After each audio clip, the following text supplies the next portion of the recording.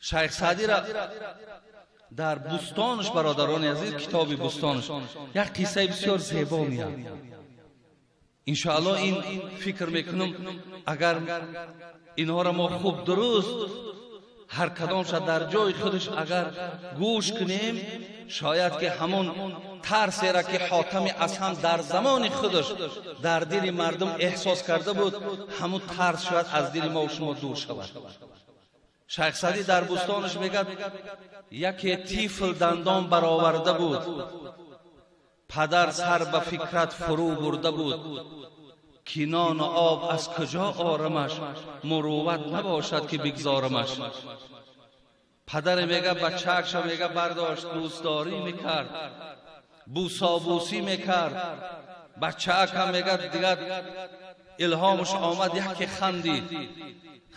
پدر میگه دندانهای فرزند که دید یک باره مرده که ترسانچک بده است، مرده که بی غیرت بده است، مرده که بیچاره رزق روزی را از جانب خدا که نمیدونست است، دندانهای بچه شکیدید میگه ترس فراش گرفت، کنان و آب از کجا آرمش، مروت نباشد که بگذارمش.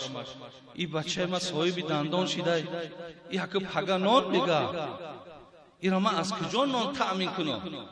ولی بسیار ما برادران لاف میزنیم، من نباشم اگر خدا میدانه یگان تای تو زنده نمیمونیم. یا همه برادرای عزیز، اینها همه یک سخنهای بیهوده، یک سخنهایی که از روی بگیم کبر و جهل جاهلی ما هست. الله میگه من میدانم که رزق شما در کجاست و از کجا به جای شما میآید، من این را میدانم و کنترل این الله میگه در دست من است. عبدالقادر بیدل میگه رزق را روزی رسان پر میدهد، بی مگس هرگز نماند عنکبوت. همون خانه‌های تارتنک‌ها را دیدین؟ از همینجا پشه میگه خدا رزقی او را میگه پرش میته، پریده میرود، تارتنک اونجا دا میخرش. تارتنک قوت قپیدن پشه نداره، لیکن خداوند همون را نویسانده. تو طعمه یعنی همون تارتنکی، همون جا میرود تارتنک میخرش. این مردک بیچاره ترس فراش گرفت، این را از کجا من نان میتونم؟ چو بیچاره گفت این سخن نزد جفت.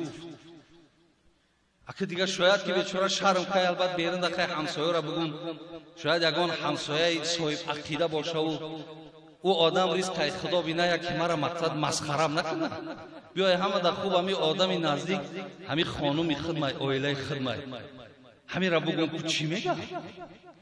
چو گفت بیچاره این سخن نزد جفت، نگر زن او را چو مردانه گفت. شیخ سعدی میگه الحمدلله که اگر این مردک دل گرده هم که نداشته باشد، این مردک بی غیرت هم که باشد، این خیل شیرزنا هم وجود داره. نگر میگه زن او را چو مردانه گفت.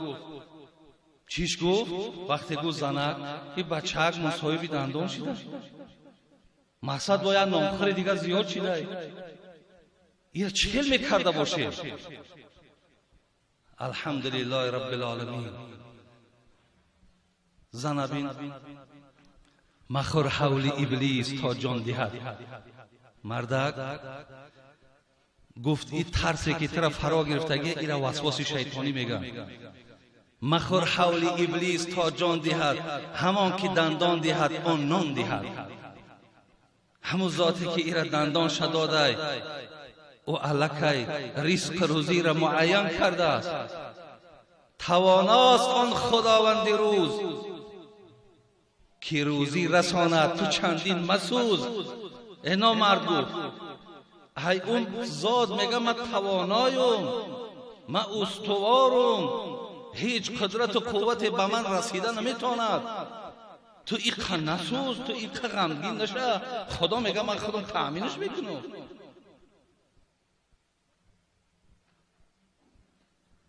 نگارنده کودک اندر شکم، نویسنده عمر و روزی هم.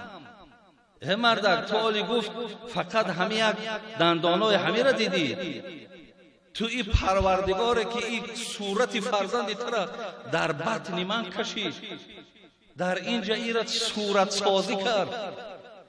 در همین داخل نویسنده عمر و روزی هم هست، عمرش هم معین کرده است. این خداوند همین خداوندی تواناست. تو چی قدر میسوزی؟ تو چی قدر فکر میکنی؟ من برادر عزیز اکو هر آدم هر خیل است. من وقتی هم بالای کتاب میشینم با کتاب انیسی کنج تنهایی کتاب است، وقتی با کتاب سر کار میگیرم در ذهنم هر چیزای خواندگی پیشترم یا هر خیل سخنهای در ذهنم دور میگردد، مثل که در زن همین مردک من قائل شدم. گفتم ببین در هر خانه اگر همخیلی شیرزن باشه، بعضی همین مردکایی که عقیده مستحکم ندارن، همون ریسک ای کیسه خودش میبینه یا طعنه میزنه خانواده را که اولی مایم در ایجا و ایلا خدا میدانه شما چی میشین. همین که شیرزنا اگر باشن برادرای عزیز، انشاءالله جامعه ما چی جامعه زیبا شود. میدونی خانواده ما چی خانواده های زیبا و خوب شود. از الله مهربان ما همیشه دعا گوییم که خداوند این خیل شیر زنها را در این جامعه ما زیاد کنه، این خیل زنهای با غیرت زیاد کنه. اسماء دختر ابوبکر صدیق بود، حضرت اسماء. از ما یک کم ترک از همین زنهای شیرزن برای شما یک ده حکایت دارم. حضرت اسماء دختر ابوبکر صدیق بود. وقتی میگه عمرش به 80 رسید، عمرش به 80 رسید، مادر عایشه دیگر مادر بود. عایشه دختری حضرت ابوبکر صدیق مادر ماند، زن رسول اکرم صلی الله علیه و سلم.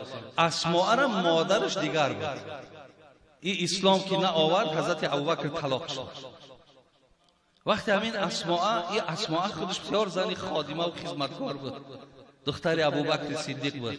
میگه وقتی عمرش به 80 رسید، در نسبت حجاج که رهبری بگه مسلمان ها بود ولی بسیار فاسق بود، ظالم کی بود، بچه اسماء عبدالله ابن زبیر بود. اطاعتش نکرد، گفت یک آدمی فاسقه، گفت میره چی اطاعت کنم. وقتی که این سخن به گوش حجاج رسید، مرد خیر رهبر کلانه، خب این کی از مقصد مرا اطاعت نمیکنه؟ تشکیل کرد در مقابلش جنگید. عبدالله ابن زبیر بچه حضرت اسماء را به قتل رسانید و در بند کشید. بلند، همین خیلی بلندی داود، آویزانش کرد. در مکه 3 روز عبدالله ابن زبیر همین آویزانه. حجاج اکو منتظره که کی اسماء می آیه و میگه ای حجاج، مقصد بسیار بخشش زیاد از تن فرزندم، همین بچه‌ک من مقصد پایان کو بگیرم. فکر کرد که این اسماء همین خیلی چی میدانه که این هم یک شیرزنه. طاقتش تاخش دیگه حجاج دید که اسماء نمی آیه، بس راقی بچهش نمیاد. بعد به نزدش آمد گفت ای اسماء، درک داری؟ ما با فرزندی تو چی معامله کردیم؟ میدانی؟ گفت 3 روزه بچت آویزانه. گفت من درک دارم که شما گفت فقط دنیای او را تباه کردین، ولی حجاج یقین بدان که او آخرتی تو را تباه کرده بود. برادر عزیز، این سخنی هست میگه در تاریخ که در حالت از زمان اسماء میبراید که درون او پر مهر فرزند بود. وقتی میگه این سخن حجاج گفت، حجاج دیگر مقصد گپ شنه که در عوض این مادر چی بگه، یعنی نه زاره است، نه تولا است، نه خواهش است. این خیل برادرای عزیز، ببین شیرزن کی بود، مثل عبدالله ابن زبیر ولی فرزند به دنیا آورد. این دامن این خیل مادرها با بسیار نقش کلان میبازد.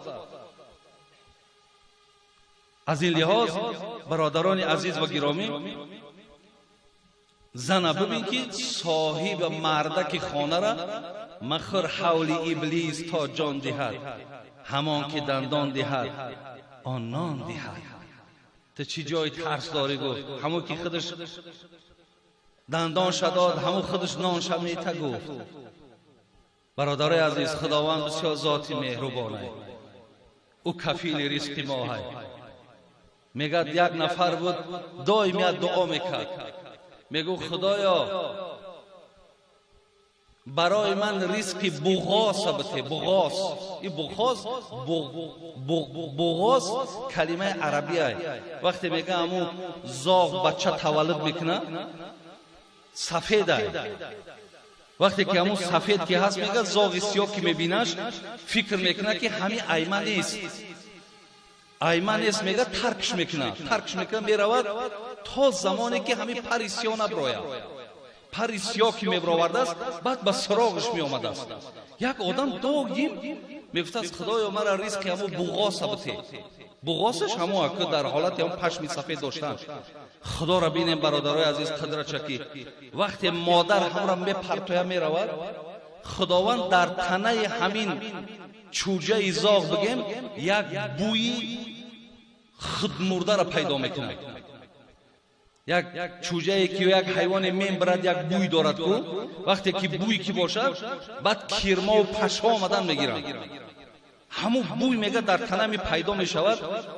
دیگر کیرمها و پشها اکو برای خوردنش میان. وقتی نزد یکی میان شکارشون کردن میگیرن، خوردنشون میگیرن تا زمانی که پرش میگه سیاه میشده است بعد مادرش سراغش میآمده است.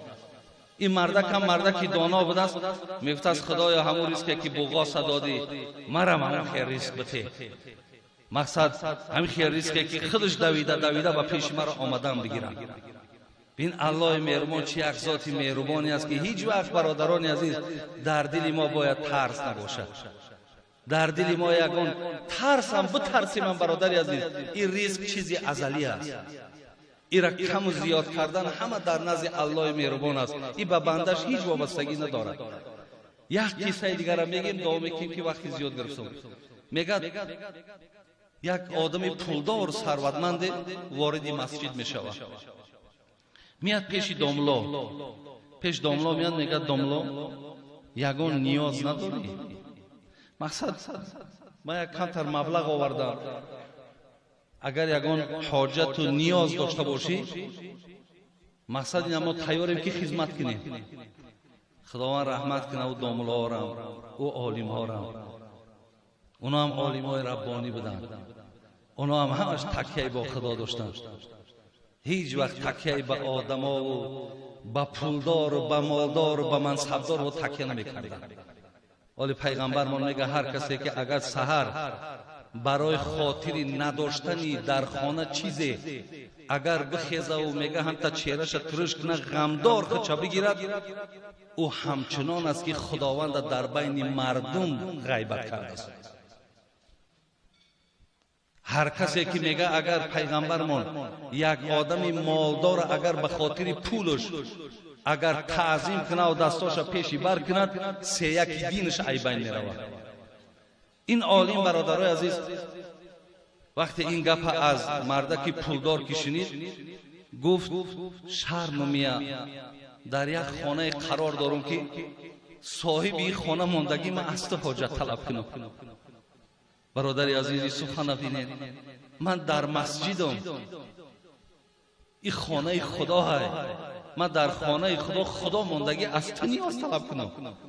میگه این مرده که پولدار ای حکمت سخن این میگه برخوردارش گوش شاید خیلی فکر کرد که در درون مسجد نمیشود، بیرون نمیگه ایستاد، بیرون در ایستاد و کوکای حضرت میبراید. حضرت که برآمد گفت حضرت گفت خیلی داخل مسجد بوده که با همون سوال من آمدم که یگان نیاز شما را بیرون کنم. گفت مقصد شما نیاز دنیوی است یا اخروی؟ گفت من نیاز اخروی شما را برآوردن نمیتونم، من به همین نیاز دنیایی تون مراجعت دارم. گفت او خدایی که گفت هم نیاز دنیوی من میبرارد هم نیاز اخروی من میبرارد، من در اون مراجعت نمیکنم و در تو مراجعت کنم. برادرای عزیز، اینها با این رفتارشون هم شرف و آبروی اهل علم قپیدن، هم عزت دین نگه داشتن. تا چند آدم اگر برادر دستات پیشی بر خم و بدوی و چاپلوسی کنی و مقصد پدخلی میکنی و دیگر کنی، همون قدر خدم خار میشه، دین همون قدر خار میشه. زیندیاز گو من او خدایی که حاجت دنیاوی و اخروی من میبرارد اکو مودا مراجعت نکن، تو دا مراجعت الله مهربان عاقبتمون بخیر کنه. برادرای از این 6 چیزی بود که حضرت حاتم گفته ان شاء الله مگرم همین 6 روز ما بیام برای شما یک تا هر کدوم میره بیان کنم و این وقتا فرصت نمیته. برای همین یکمش همین است که از آمد در ریزق یا در رزاق بودن خدا شبهه نکنین، شک نکنین. رازق الله هست برادر عزیز. عبدالقادر بدین میگه بجز رزق مقدر نیست ممکن حاصل کامت، اگر چون عنکبوتان رشته در 100 بام در ریزی. همین اگر تورتنا گوری میپرتویا کو چیوشا همو چیش میگن همو تاری رشتهشو میپرتویا، میگه اگر 100 خانه دکی هم خیلی تار تور پرتوی بجز رزق مقدر نیست ممکن حاصل کامت. چیزی که همو لیمیت آمدگی همو میگه زیاد نمیاد. اگر 100 خانه را که همه را احاطه کنی بگیری نمیشیده است. چیزی که الله بخواد. عاقبتمون خدا بخیر، ایمانمون با سلامت، اخلاص و محبتمون به دین خدا زیاد بگردونه. از این ماه مبارک الله مهربان شرافتش، خیرش، برکاتش همه ما و شما را برخوردار بگردونه.